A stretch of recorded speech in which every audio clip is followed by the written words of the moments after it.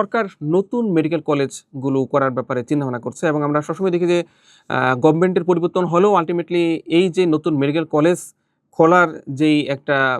Tendency সেটা আসলে কখনোই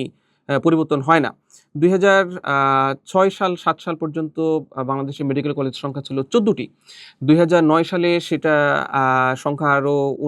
বেড়ে সেটা হয়ে যায় 19টি থেকে 20টি এবং আমরা যদি বলি যে 2026 সালে এসে সেই সংখ্যাটা এখন 40+ টাচ করে গিয়েছে শুধুমাত্র গভর্নমেন্ট মেডিকেল কলেজগুলো। তো আমরা যদি বলি যে একজন ট্রেইনি সে কেন নীলফামারী মেডিকেল কলেজ, সে কেন নেত্রকোনা মেডিকেল কলেজ, সে কেন সুনামগঞ্জ বা হবিগঞ্জ মেডিকেল কলেজে কেন সে ট্রেনিং করতে আগ্রহ ফিল করছে না। তো যেখানে আমাদের এই মেডিকেল কলেজগুলোতে এক্সিস্টিং যে মেডিকেল কলেজগুলো আছে সেই এক্সিস্টিং মেডিকেল কলেজগুলোতে ট্রেনিংয়ের পরিবেশ না রেখে সেই হাসপাতালগুলোর স্ট্রাকচার উন্নত না করে সকল সাবজেক্ট অ্যাভেলেবেল না করে এবং সেখানে পর্যাপ্ত